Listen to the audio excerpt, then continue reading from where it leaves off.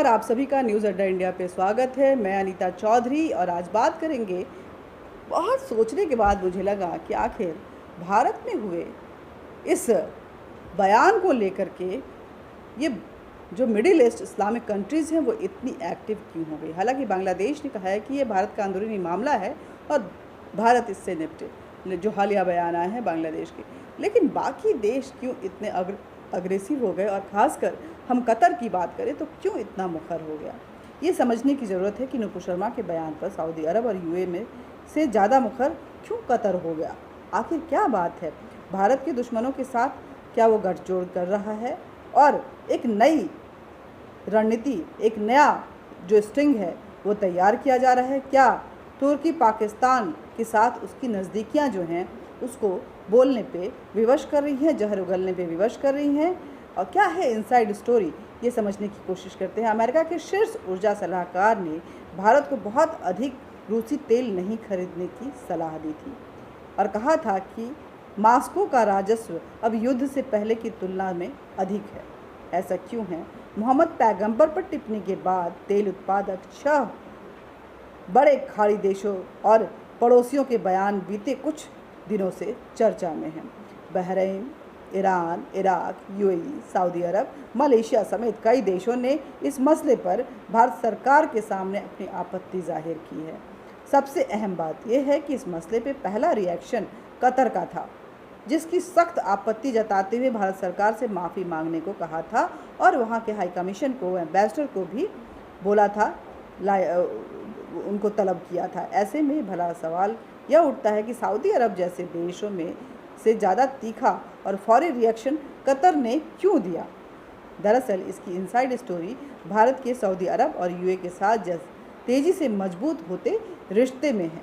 एक तरफ सऊदी अरब और यूएई जैसे देश भारत के रिश्ते के साथ अपनी मजबूती बढ़ा रहे हैं, तो वहीं कतर इस्लाम सहयोग संगठन का लीडर बना हुआ है और टर्की और पाकिस्तान के साथ अपनी नज़दीकी बढ़ा रहा है। बड़े पैमाने पर तेल उत्पादन के चलते कतर की आर्थिक स्थिति तो बेहतर है। ऐसे में अब उसकी महत्वाकांक्षा इस्लामिक दुनिया के नेता बनने के तौर पे उभरने लगी है। यही वजह है कि उसके सामने इस मसले पर प्रतिक्रिया देने से इसमें सबसे जल्दीबाजी दिखाई और फिर लोगों ने, इस्लामिक देशों ने उसका साथ भी दिया। सऊदी अरब और यूएई के रिश्ते काफ़ी बेहतर हुए हैं। आज यूएई एकमात्र ऐसा इस्लामिक देश है जिसने भारत के साथ फ्री ट्रेड एग्रीमेंट किया है। दशकों से पुरानी रूढ़ियों को तोड़ते हुए सऊदी अरब और यूएई ने भारत के साथ अपने निवेश भी लगातार बढ़ाए हैं। डिफेंस पार्टनरशिप में की अगर बात करें और प्रोडक्शन की बात करें तो इसमें भी दोनों देशों का सहयोग बढ़ा है। इसके अलावा पश्चिमी हिंद महासागर के क्षेत्र में भी तीनों देशों के बीच सहयोग बढ़ा है। इसके अलावा ओमान ने भी भारत के साथ लगातार अपने रिश्ते मजबूत किए हैं। पश्चिमी हिंद महासागर में भारत का बड़ा सहयोगी ओमान है। इसके अलावा आतंकवाद के खिलाफ भी भारत के समर्थन में सऊदी अरब, यूएई और ओमान बोलते रहता है। भारत के बहरीन और जॉर्डान के साथ भी अच्छे रिश्ते होने लगे हैं। दिलचस्प बात यह है कि इस्लामिक सहयोग संगठन में शामिल मिस्र और मोरक्को ने भी इस मसले पर कुछ नहीं कहा। ऐसे में इन देशों से खुद को अलग दिखाने और इस्लामिक दुनिया के खैरख्वाह बनने की ख्वाहिश में कतर जो है वो अपने आप को आगे किया और कोशिश में लग गया कि कतर इसको किस तरह से अपने हक में इनकैश करे, अपनी आक्रामकता दिखाए। सऊदी अरब और यूएई जैसे देश की तुलना में भारत के कतर और कुवैत से बहुत प्रगाढ़ संबंध नहीं है। कतर खुद को एक बड़े प्लेयर के तौर पे पेश तो करना चाहता है, पर इसकी मकसद में उससे इस साल के अंत तक यहाँ फीफा वर्ल्ड का आयोजन भी रखा। लेकिन उसके टर्की और पाकिस्तान के साथ जो नज़दीकियाँ हैं वो हमेशा उसको बैकफुट पे ला के खड़ी कर देती है। अमेरिका के करीबी होने के साथ ही कतर इस्लामिक दुनिया के सऊदी अरब का प्रतिद्वंदी भी है। भारत में कतर के निवेश इन देशों के मुकाबले काफ़ी कम है। इसके अलावा कुवैत से मिलने वाला जो एफडीआई भी ज़्यादा नहीं है। दोनों देशों के रिश्तों की बात अगर करें तो कुवैत के अमीर आखिरी बार 2006 में भारत में आए थे। इससे समझा जा सकता है कि द्विपक्षीय मामले को लेकर इन दोनों देशों के बीच में, भारत और कुवैत के बीच में किस तरह के संबंध हैं। हालांकि भारतीय मूल के लोग बहुत सारे कतर और कुवैत में काम करते हैं। भारत अंतर्राष्ट्रीय मार्केट से कतर एयरवेज की बड़ी कमाई है, लेकिन सऊदी अरब और यूएई जैसे देशों के मुकाबले में ये संबंध बहुत ज़्यादा नहीं है। शायद यही वजह है कि कतर ने भारत की आलोचना का रिस्क लिया और इस्लामिक दुनिया में खुद को लीडर प्रमाणित करने की कोशिश की। ये कतर की अपनी पॉलिसी है। कतर। अब कुवैत की बात करते हैं। कुवैत क्या कर रहा है? भारत पैगंबर विवाद पर भारत की आलोचना अब क्यों नुपुर शर्मा का विरोध कर रहे हैं, लोगों को क्यों नहीं निकालेगा कुवैत? देखिए, नुपुर शर्मा पर खाड़ी देशों में भारी विरोध के बाद भारत की निंदा करने वाले कुवैत ने अब पैगंबर विवाद में अपने देश में प्रदर्शन कर रहे प्रवासी प्रदर्शनकारियों को अरेस्ट करने का फैसला किया है। वहाँ पे तो कुवैत की बात ही रखी जा रही थी।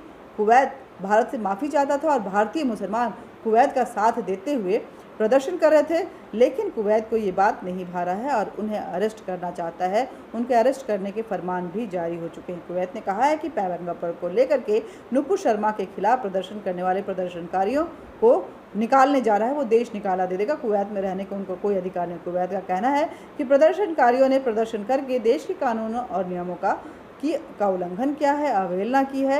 एक तरफ कुवैत जहां प्रदर्शन करने पर सख्त एक्शन ले रहा है, वहीं भारत में यूपी से लेकर बंगाल तक हिंसक प्रदर्शन हो रहे हैं और कुवैत और कतर को इस पर मज़ा आ रहा है। कुवैत और कतर विरोध दर्ज कर रहा है। अब देखिए, इनकी दोगली नीति को समझने की कोशिश कीजिए और किस तरह से ये अपने देश में क्या चाहते हैं और भारत में क्या चाहते हैं। अगर भारत के नागरिक नहीं समझेंगे और उनके ट्रैप में फंसेंगे तो अपना ही नुकसान करेंगे, क्योंकि वहाँ जाके क्या होगा? आपको भगा दिए जाएंगे। आपको कोई हक नहीं है वहाँ पे कुछ भी करने का। आप अंततः वहाँ एक भारतीय होते हैं, ना कि मुसलमान।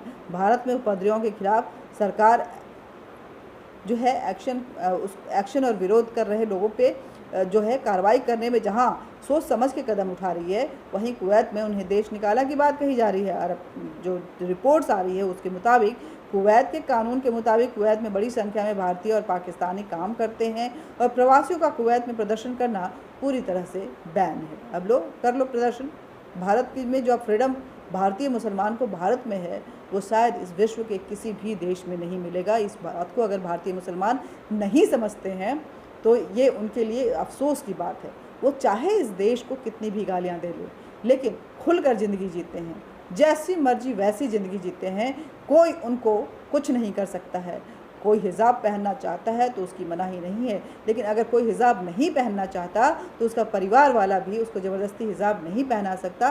भारत के कानून कम से कम ये फ्रीडम दिए हुए हैं और ऐसे में अगर वो शरण लेना चाहती हैं कोई महिला तो उनको इसकी पूरी इजाज़त मिलती है। ट्रिपल तलाक से लेकर के महिला हकों की बात अगर करें तो भारत सबसे ज़्यादा मुस्लिम महिलाओं को लेकर के मुखर रहा है, उनके हक दिलवाने को लेकर के।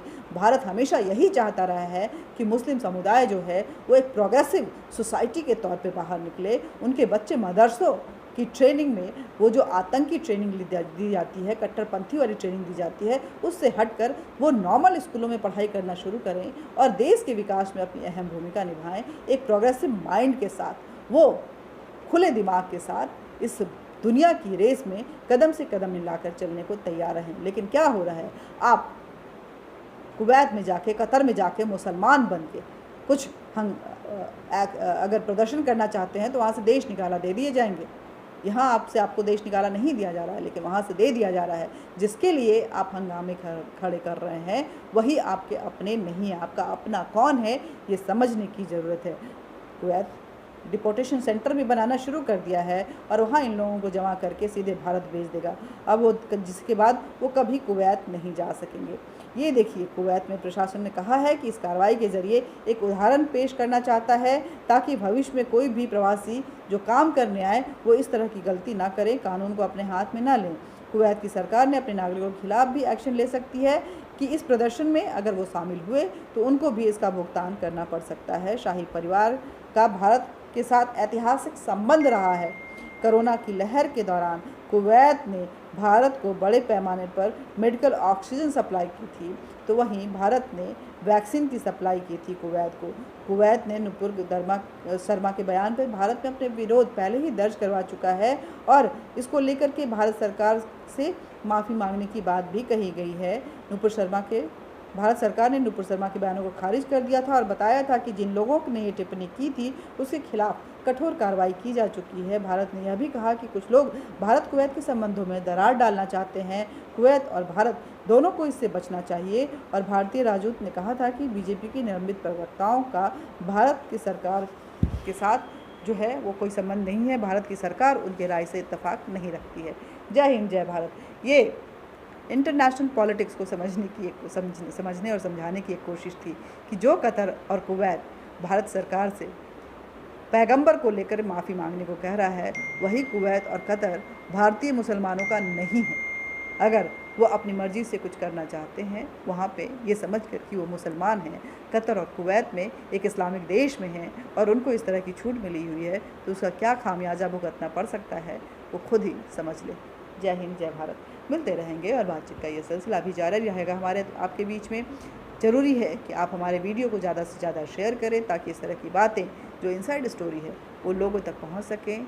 हमारे चैनल न्यूज़ अड्डा इंडिया को सब्सक्राइब करें, हमें लाइक करें, बेल बटन दबाएं ताकि आप तक नोटिफिकेशन पहुंचता रहे और अपने बयान, अपनी बातों को, अपने स्टेटमेंट्स को, अपने विचारों को कमेंट बॉक्स में ज़रूर लिखें।